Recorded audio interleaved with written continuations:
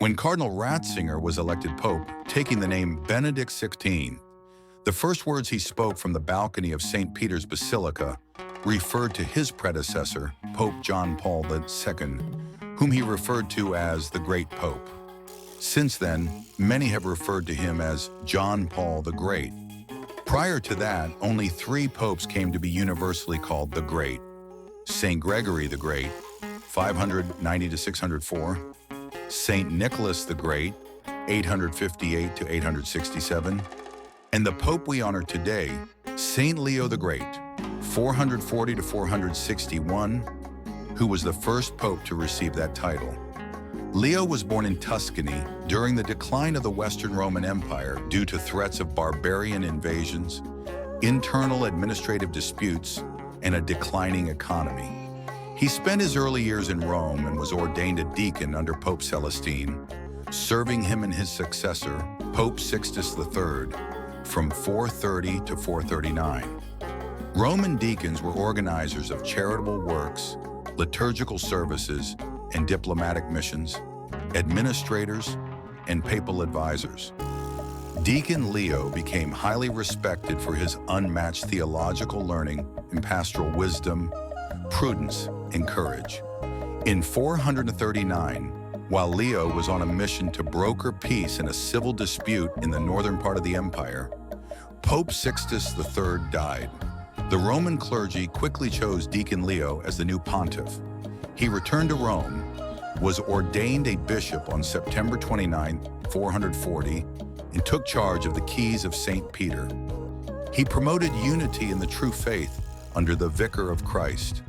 At that time, papal primacy was unclear. Not all recognized the Pope as the universal pastor and teacher of the faith. While previously local bishops, councils, and synods handled problems and heresies, Pope Leo emerged as the Pope, not just one spiritual father among many others. He exercised discipline when heresies arose as the Vicar of Christ, helping to further solidify the teaching of papal primacy. In 451, the Roman emperor called the Council of Chalcedon in response to the Monophysite heresy, which taught that Christ had a single nature that was either divine or a fusion of divine and human. Pope Leo refused to permit the council to move forward unless his papal legates presided over it. The emperor agreed. Centuries later, Pope Benedict XVI said that Chalcedon culminated and fulfilled the previous 3 ecumenical councils, providing the Church with a definitive understanding of the nature of Christ, the Trinity, and the Mother of God. Pope Leo sent a lengthy letter with his legates to the Council of Chalcedon, articulating that Christ had 2 distinct natures coexisting in one person. Once the letter was read to the gathered bishops, they jointly cried, "Peter has spoken through Leo." A decree was then formulated based on Pope Leo's letter that taught the orthodox position and declared the monophysite position to be a heresy.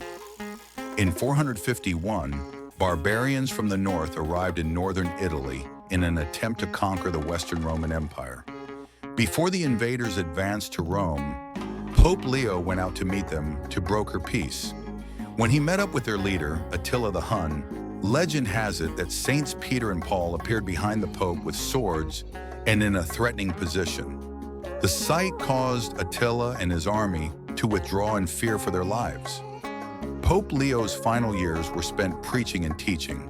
His surviving 100 sermons and 150 letters present clear teachings on Christ and the Church and have had a profound influence on Catholic thought.